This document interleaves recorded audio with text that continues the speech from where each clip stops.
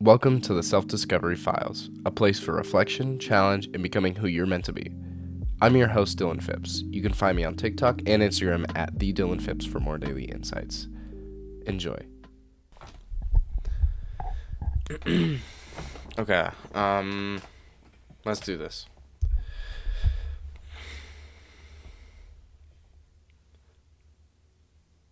Welcome back to the Self-Discovery Files. This is episode 7, and this is going to be a really good one. So if you're not tuned into the podcast, if you're not following, you don't follow me on social media, go do that. Follow me on podcasts, whatever platform you're on, so that you get notifications whenever I upload a new episode. Episodes are uploaded every Monday at 10 a.m. Mountain Standard Time or 12 Eastern Time. So let's jump into today's episode, because today's episode is about a truth that most people run from. Okay, people don't talk about this enough, but every transformation in your life will begin with one experience: isolation. Okay, and it's not the cute kind of self-care kind. It's not the chill Sunday alone kind, right? I mean, like, real isolation, the kind where the world around you, it keeps moving, right? Where people stop calling, where your old life starts dissolving, and where you're forced to sit with yourself with no distractions, no noise, and no one else to blame. Okay, and the truth that most people run from is that every elevation in your life requires a period of exile. So I'll give you a little backstory on kind of my experience with this. My first real taste of isolation, it didn't come through choice, right? And I didn't choose to go into an isolation period. It came through essentially circumstance. The summer before my senior year of high school, everything around me went quiet, and I went into a stage of isolation, right? No plans. I didn't have an invite to social events. None of my boys saying, bro, pull up, right? None of that. It was just kind of me training alone, right? Recovering from injuries, dealing with a lot of sickness, and just trying to figure out what the hell I was doing in my life. And the craziest part was that summer, I didn't plan a single hangout. Like, not even one. I didn't hang out with anybody like that. And that kind of felt like everybody in the world forgot that I existed, right? Like, it almost, I felt so separated from everything. And on the outside, yeah, like, I looked disciplined, right? I was going to camps, and I was training, and I was doing my recovery, right? So on the outside, you look in, you're like, yeah, he's got it together. But internally, that hurt. It felt like I was being erased. And so even when school started again, right, that isolation followed me. It didn't stop. And sure, I'd see people at school, right? It's not like I was at school, completely not talking to anybody. But after, the bell rang, and you go home, it was silence. And so my old lifestyle wasn't my lifestyle, my current one, anymore. And the people I used to be around weren't the people that I was around anymore. And then a relationship came. Okay, early 2024, the spring semester of my senior year. And for a moment, for a little bit, that isolation kind of faded, right? Because I was spending time with her. I wasn't spending as much time with friends and stuff like that, but at least I had her, right? I was being around her. But when she moved away, it hit again. The isolation came back, but this time it came back a little bit harder. And that's because the contrast was sharper. Going from a consistent presence to a sudden absence, it leaves a mark on you. And that second wave of isolation, that one fully never left. And so it's been over a year and a half since then. And honestly, this period right now is the deepest isolation that I've been in. But there's a twist. It doesn't hurt the same way that it used to. I'm starting to appreciate it. I'm starting to understand it. And I'm starting to realize and beginning to develop the realization of why isolation is not a punishment, right? It's preparation. But it wasn't always like that. I was not always like that. Because at first, isolation as a whole felt like rejection. like something was wrong with me, right? And when you see your friends out doing fun stuff and posting memories, living their lives, and you're sitting at home alone, it kind of hits your self-worth in ways that you wouldn't expect, right? You start thinking things like, am I boring? Do people not like to be around me? Am I unwanted? Am I enough, right? Even to the extremes, right? And isolation forces those questions on you. But you know where the shift happens is that isolation reveals you to yourself. Okay? Because when the world goes quiet, you lose all your excuses. You lose all the noise that hid your insecurities. You lose the people that you used to hide behind. And you lose the routines that numbed your discomfort. And so that's when that mirror shows up.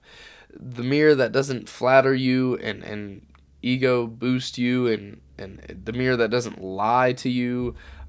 It's the mirror that reveals who you are without an audience, right? Without a bunch of people around you. And so isolation showed me two things, and they're very simple: my strengths and my weaknesses. Okay, it sounds simple, but my strength was introspection, right? When life got quiet, I finally had the space to observe myself. And I mean deeply. I had always done it surface level as my life was, busy and I was involved in these things before isolation. But it became a lot deeper when I had the space to observe myself, right? To analyze my thoughts, to catch my patterns, to ask myself, why do I feel like this? Right? Why do I feel this way? What is this reaction? What made me feel that way? What am I afraid of? What am I avoiding? Right? And I could see the mechanics of my mind more clearly than ever. But my weakness is, right, that isolation exposed those too. It showed me how often that I tied my self-worth to attention, validation, or people being around me, right? It showed me how much that I relied on noise and distraction to avoid the truth. And it showed me how fragile my sense of identity was. And not that it was super sensitive in the fact that it could be broken easily, but it was just tied to something unstable. And so when everything else goes silent, you see exactly who you are when nobody's watching. And most people run from this part, right? People don't avoid solitude because it's boring. They avoid it because solitude makes them face themselves. It makes them face the things that they did, or the things that have happened, or the things that they're ashamed of, the insecurities that they've buried, the patterns that they've blamed on other people, the truths that they've suppressed, right? All of those things. It makes them face those. But that's why solitude is necessary. Because nothing grows in distraction and noise. Nothing grows when you're surrounded by people who expect you to be who you used to be. And nothing grows when you're always trying to keep up with the world around you and everyone around you, right? And so isolation, it slows you down so that your soul and who you really are can catch up. And it'll clear the dust long enough for that truth to appear. And here's the decision that isolation forces you to make. Okay? Will you keep living as the version of you that was shaped by others? Or will you start becoming the version shaped by your own hands? And to become who I'm becoming, I had to walk away from a lot, right? I had to walk away from old friends, old habits, old validation loops, old mindsets, old lifestyles, girls who were distractions, people who didn't match where I was going, right? Comforts that kept me from growth. All of these things. And cutting those things out hurt, right? Because they were familiar.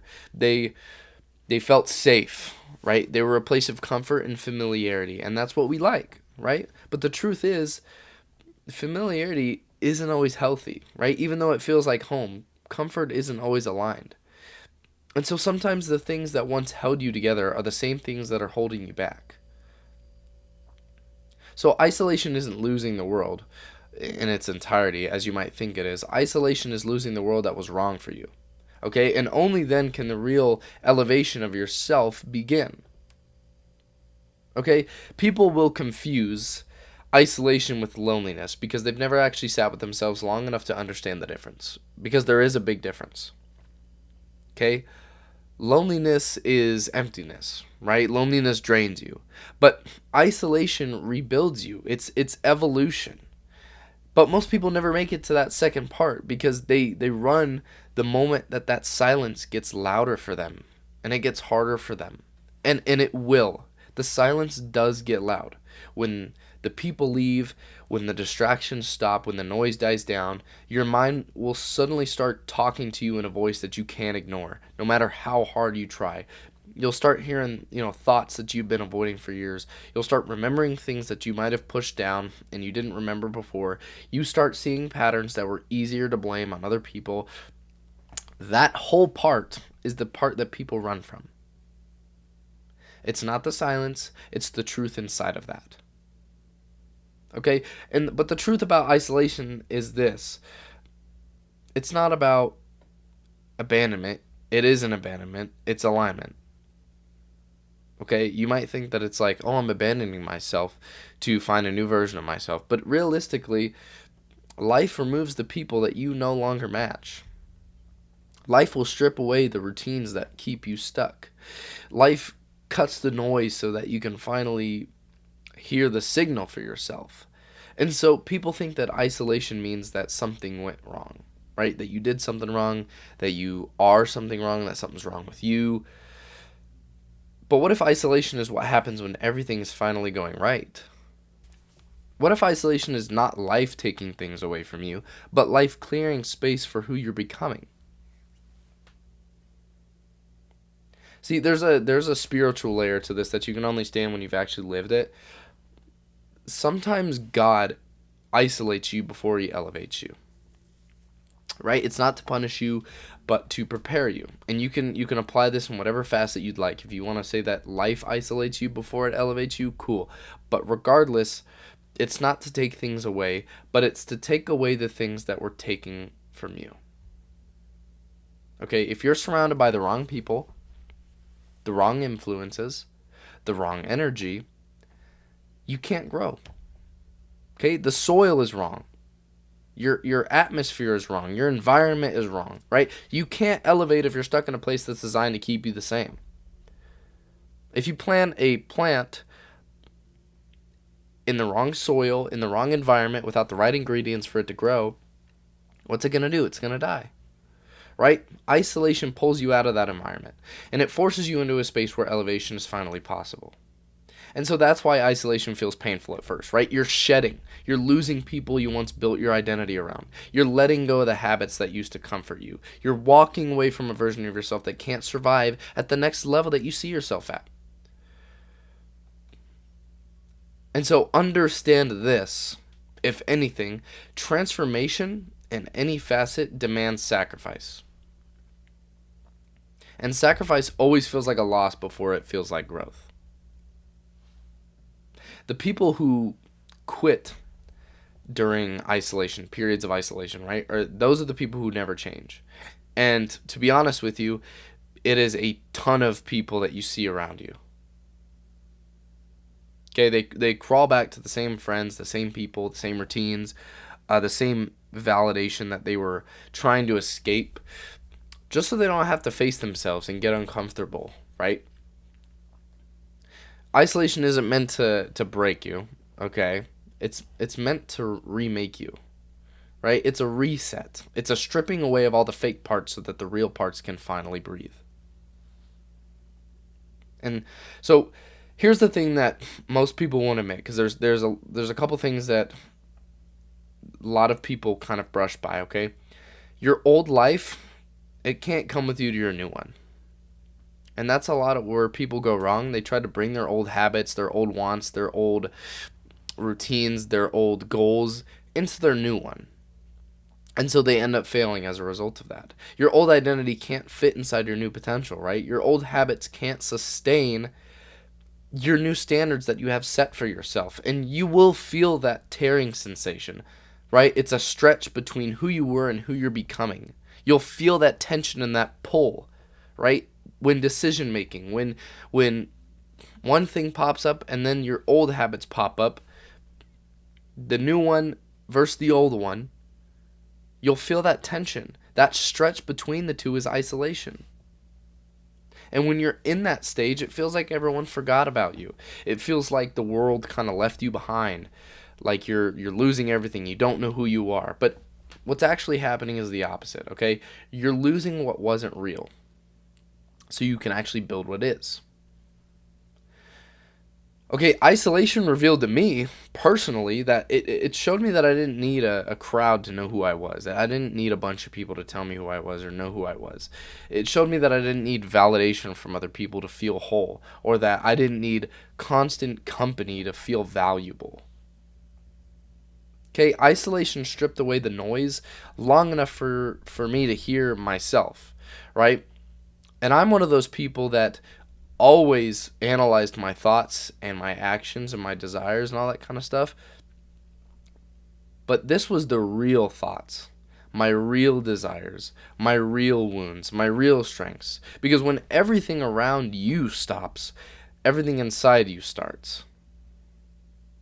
Okay, and this is why isolation is so sacred, because it's the only place where real self-discovery happens.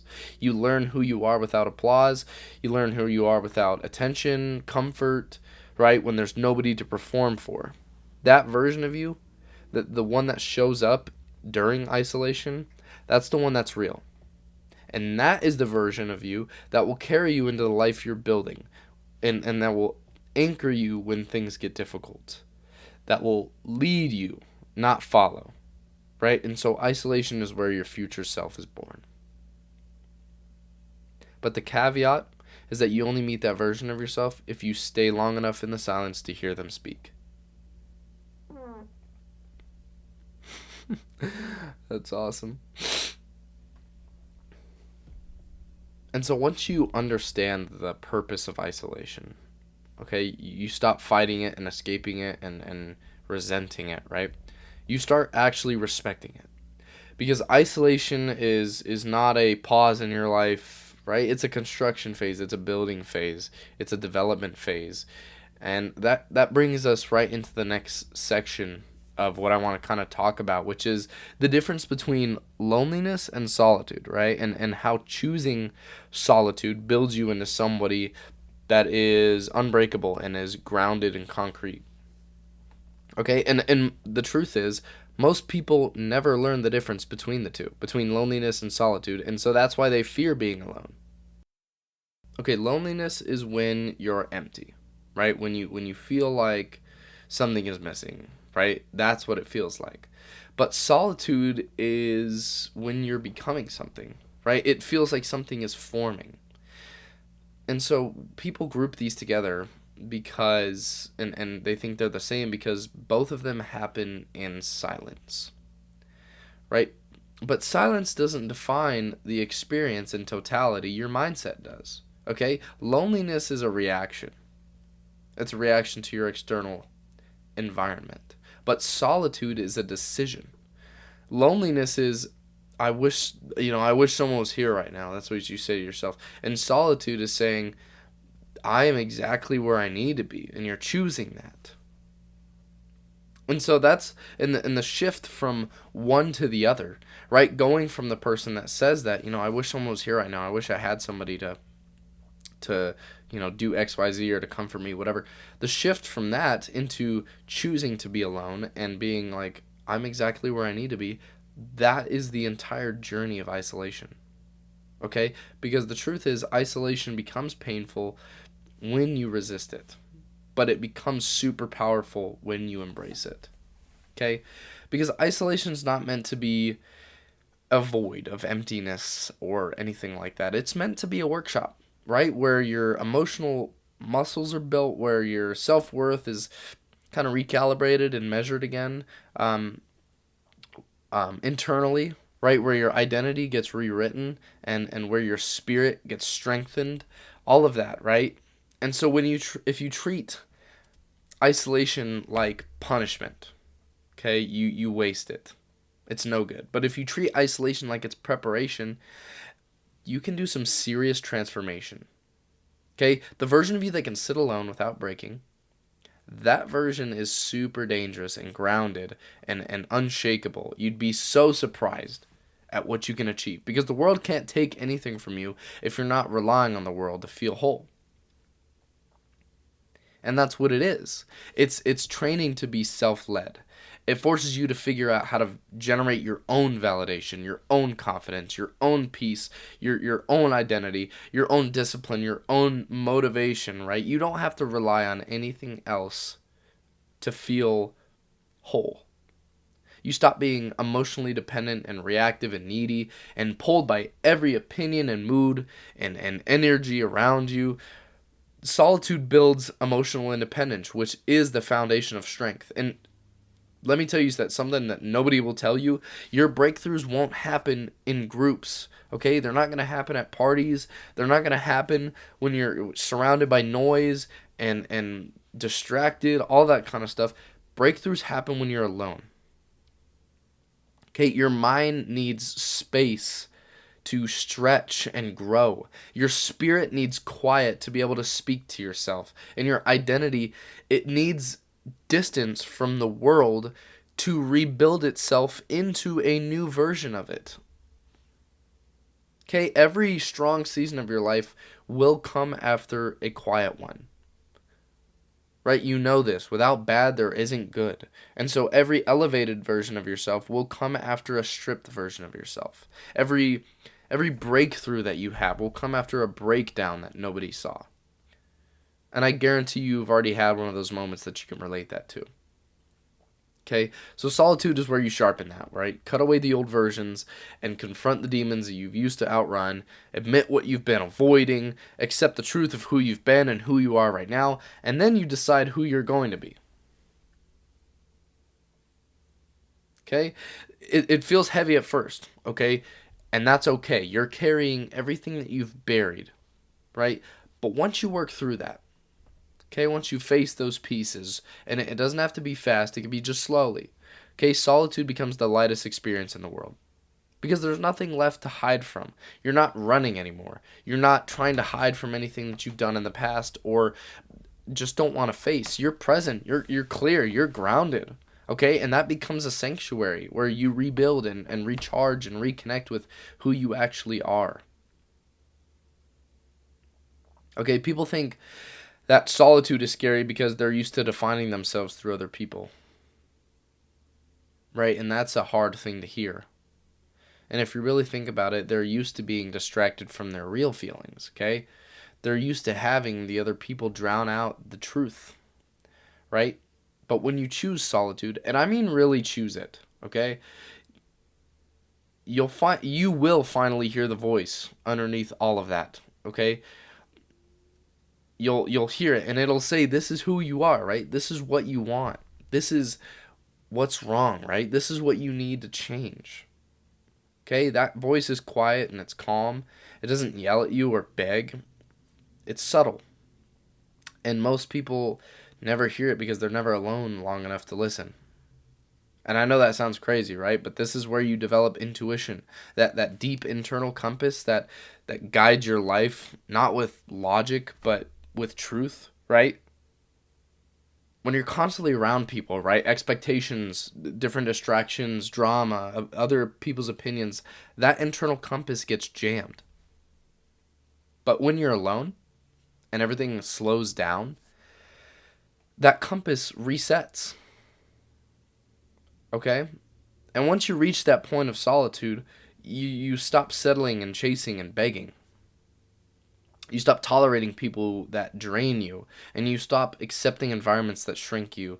You stop forcing connections that aren't aligned with you, which is tough, by the way, right? But once you find peace alone, you will refuse to lose it for anything. Okay? And this is where isolation becomes training. Okay? It teaches you discipline and emotional control, self-respect. It teaches you to have standards. It teaches you that being alone is not a downgrade.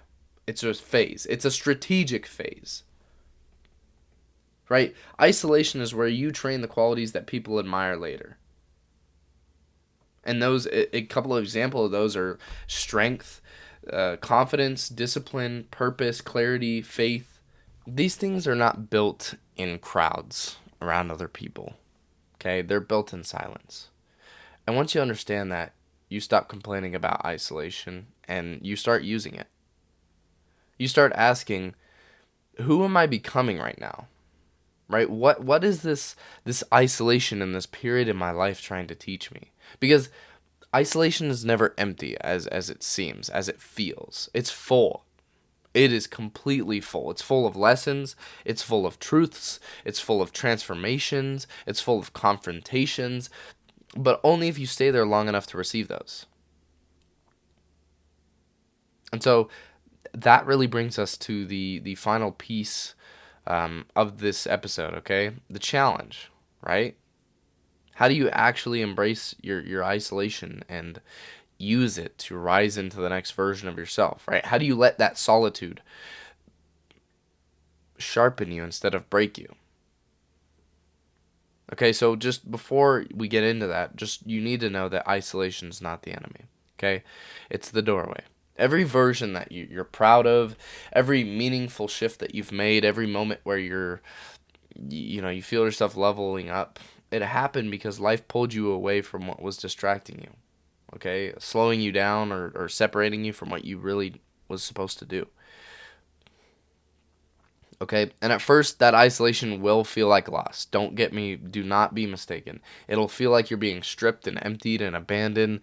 It will feel like you don't know who you are anymore, right? But that's only because you're seeing it from the perspective of who you used to be. Okay, because once you step into who you're becoming, that isolation, it starts to click. Okay, you'll start to understand why certain people drifted, why certain habits fell apart, why certain environments feel uncomfortable and why you don't want to be there, and why your old life stopped fitting. It was just redirection, okay? Alignment and preparation for who you're about to be, who you're becoming. Because the truth is this. The one universal truth of this whole episode is this. Elevation requires separation. Okay, you cannot rise while holding on to everything that you've outgrown. You cannot grow while surrounded by people who want you to stay the same. You cannot hear your purpose while drowning in noise. You can't transform in a place that's designed to keep you comfortable. So isolation will step in, okay? It'll step in to isolate the parts of you that get in the way. It will bring the parts of you to the surface that are negative, right? The validation hungry version, the insecure, the easily influenced version, the distracted version, the reactive version, the the people pleasing version, the fearful, fragile, approval dependent person. All of those, it brings it to the surface and it forces you to face them, not with judgment, but with clarity. Because until you face them, you can't replace them. Okay? And that's why solitude is sacred. It's the one environment where transformation cannot be faked. It can't be faked. There's no way around it. Who you are in solitude is who you truly are. And who you truly are is the only foundation strong enough to build the life you want. Okay, so here's the challenge, right? And it's simple, but it's not easy. Stop escaping your silence. It sounds simple, but it's not easy. It can be easy, but don't expect it to be. Okay? When you feel lonely, don't drown it out with noise. When you feel the urge to reach for a distraction, right? Your phone, you scrolling, texting, calling, that constant need for stimulation, just pause. I just want you to pause, okay? Sit with it. Sit with yourself. Let the discomfort speak. Let the thoughts come up. Let all of the emotions surface and let that truth show itself. Because the moment that you stop running from the silence, it'll start teaching you. Okay, so make one decision today. Choose solitude on purpose. Not because you're forced to, or you're abandoned, or you're bored, or anything like that, but because you understand that solitude is where the next version of you is being shaped. And if you really want to get there, you know the path you have to go through. Right? Maybe that means going on a walk without music. Maybe that means sitting in your room without your phone. Maybe that means journaling instead of texting someone to fill the void. Maybe that means saying no to something that you know is just a distraction, even though it could be enjoyable, fun, or fulfilling temporarily. So do one thing, Okay, one thing completely alone. Not to punish yourself, not to isolate yourself socially, but to connect with the part of you that you've been avoiding. Okay, because the truth is, isolation doesn't break you, it breaks what was breaking you. I'm going to say that again because it's a little bit of a tongue twister. Isolation does not break you. Okay, it breaks what was breaking you. Okay, and once that happens, once all of those false layers fall away, you step into a version of yourself that's grounded, sharp, whole, peaceful, stable, deeply self-led, all of these good traits. Okay? So isolation is not the season that you survive. It's the season you rebuilt. So don't rush out of it. Okay? Don't fear it. Don't numb it. Honor it. Okay? Step into it. Use it. Because the person that you're becoming is waiting for you on the other side of solitude. Okay? So, thank you for listening to this episode. If you've been listening to the past episodes up until this point, we are on a perfect arc to develop you. So I would really encourage you to go watch the other episodes if you haven't, from episode 1 all the way up to this episode. The last episode we talked about the death of validation, which is a really good one, and then episode 5 was the myth of readiness. So those two are the most recent ones. So if you like this kind of stuff, if you want to develop yourself wholly, give those a listen. I'm sure that they will give you a new perspective, a mindset change, and help you develop. So thank you for listening, and we will see you next week for episode 8. Thanks for listening to the Self-Discovery Files. My name is Dylan Phipps. Keep showing up for yourself, stay grounded, stay curious, and keep becoming who you're meant to be.